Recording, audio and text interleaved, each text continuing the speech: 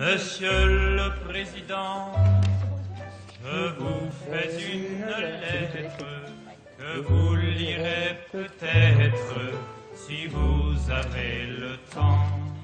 Je viens de recevoir... Alors, c'est un exemple de correspondance à la présidence de la République, mais je ne suis pas sûre qu'il y ait beaucoup d'exemples de ce genre dans le livre de notre invitée, qui s'appelle Sandrine Campézé, qui est la première journaliste à avoir enquêté sur ce monde de la correspondance présidentielle. Anne-Marie. Oui, et c'est un livre extrêmement instructif et extrêmement intéressant parce que c'est vrai que c'est un monde obscur et pourtant, il y a près de 73 personnes qui travaillent au service de la correspondance présidentielle. Il y a une quarantaine de rédacteurs qui répondent, il y a 6 personnes qui lisent. Et c'est un des plus gros services de l'Élysée qui coûte, c'est un des services qui coûte le plus cher puisqu'il coûte plus de 5 millions d'euros quand même par an en frais de fonctionnement. Donc, mais c'est extrêmement important parce que comme va nous le dire Sandrine, c'est vraiment un lien entre le peuple et le président. Alors ça veut dire qu'en moyenne, on peut espérer recevoir une réponse au bout de combien de temps? Dans les 48 heures, dans le meilleur des cas. Ah ouais. Ouais. Et est-ce que tout le monde reçoit une réponse? Alors, la règle, c'est que chaque courrier reçoit une réponse, sauf dans 3 cas, si la lettre est anonyme, oui. si les propos sont indéchiffrables ou incohérents, et si la lettre est vraiment truffée d'insultes. Voilà, dans ces cas-là, il n'y aura pas de réponse. Qui vous a donné l'idée, ou qu'est-ce qui vous a donné l'idée d'enquêter sur ce sujet? Tout simplement en voyant le nombre de lettres adressées au président de la République, jusqu'à 500 000 par an, donc c'est vraiment énorme. Je me suis posé 2 questions.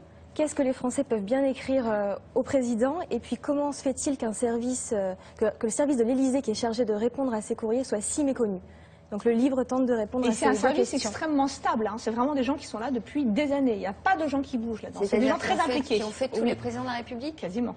Alors, en période de rush, c'est-à-dire après les élections, il y a un flux de courriers plus important, donc on recrute quelques contractuels et des stagiaires aussi qui viennent soutenir l'équipe.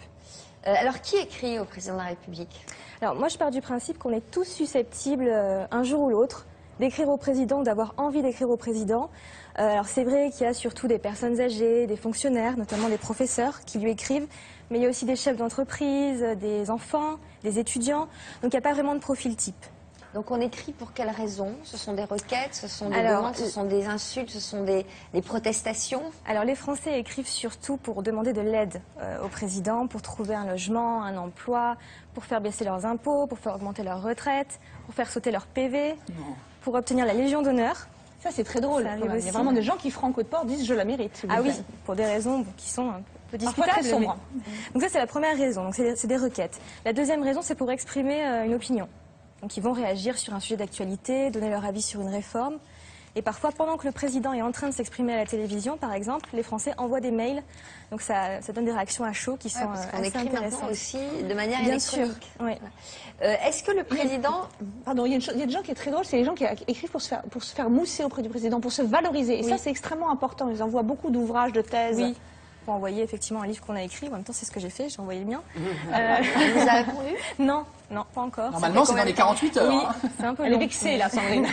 Non. Il le dévore, il dit Jacqueline. Et est-ce que, évidemment, j'imagine qu'il en lit quand même personnellement quelques-unes quand elles sont très touchantes, très émouvantes ou rien du tout? C'est plutôt des lettres de personnalité. Hein. La lettre du français lambda, il y a peu de chances qu'elle soit lue, sauf s'il y a un intérêt politique. Alors justement, est-ce qu'il en tient compte de ces courriers? Est-ce que ça fait office de sondage pour lui? Alors, même s'il ne les lit pas lui-même, il n'y répond pas lui-même, il consulte chaque mois une synthèse qui lui est faite de ses courriers. Comme ça, il peut voir quels sont les principaux sujets qui ont été traités. Par exemple, pendant l'adoption de la loi pour le mariage pour tous, il y a eu beaucoup de courriers qui sont arrivés, plutôt des courriers d'opposants. Donc, il pouvait savoir combien en étaient envoyés, quelles étaient la nature. Ce qui est très intéressant, c'est que du coup, à l'Élysée, ils font moins de sondages. Parce que à l'époque de Nicolas Sarkozy, c'est vrai qu'il y a eu tous ces scandales, ce sont des sondages de l'Élysée. Là, François Hollande se contente de ces synthèses qui sont assez justes. Par exemple, Taubira, qui a été quand même très insulté et très maltraité par tout le monde, bien avant que ça ne sorte dans la presse, déjà à travers le courrier qu'il recevait, il percevait le problème qu'aurait Christiane Taubira.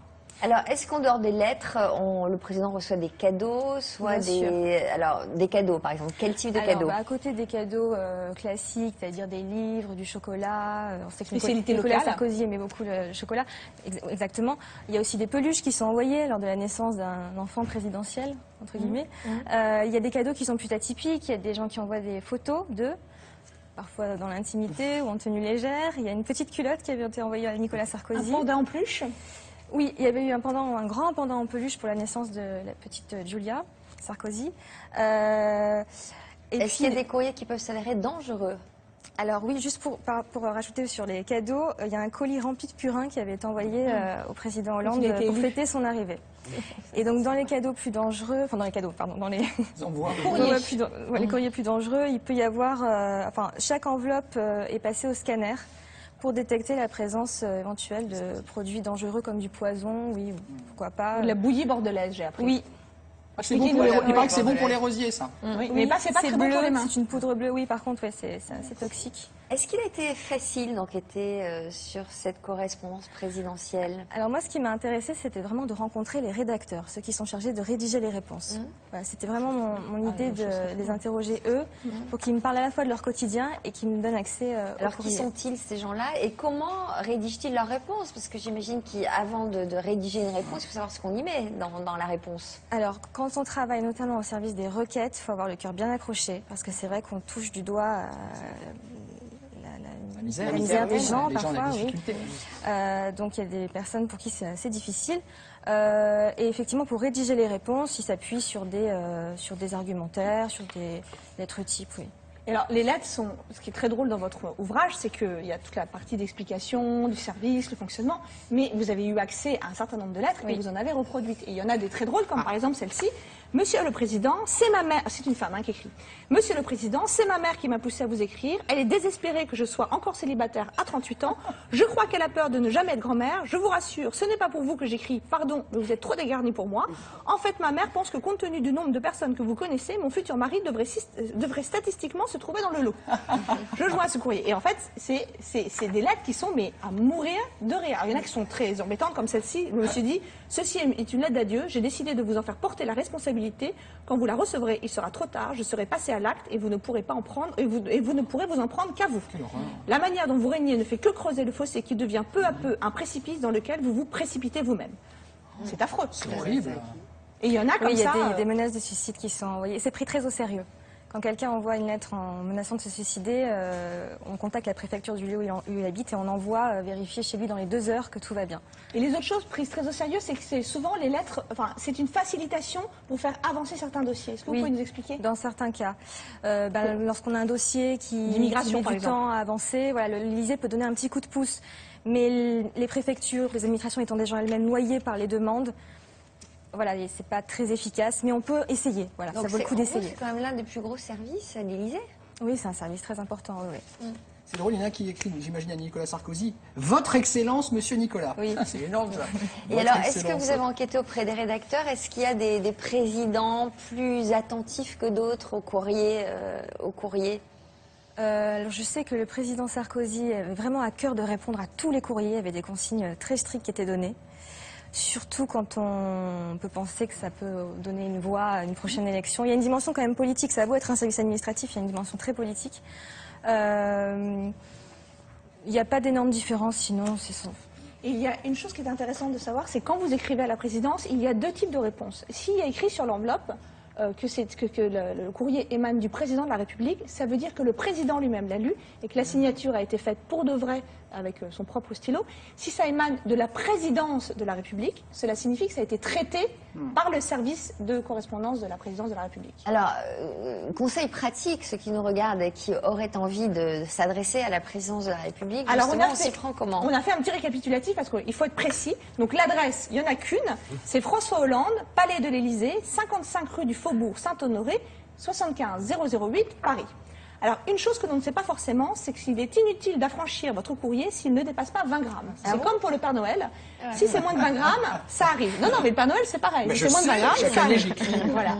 Message électronique, c'est une autre manière, parce qu'il y en a également beaucoup et de plus en plus. www.elysée.fr et se rendre directement à l'onglet « Écrire au président ».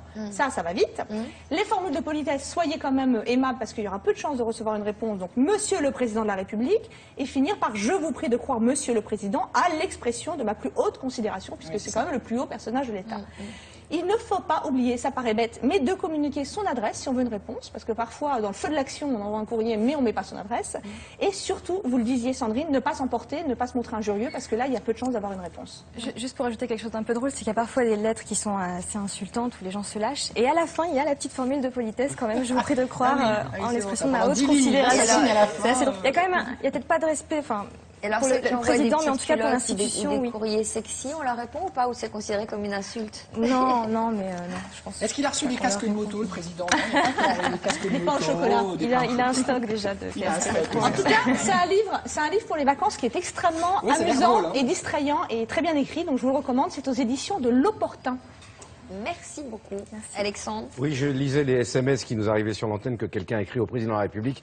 On lui a répondu, on va faire suivre au préfet. Toujours pas de réponse, donc soyez gentils, faites suivre au préfet. Je voulais vous dire que nous aussi au Standard, on répond absolument.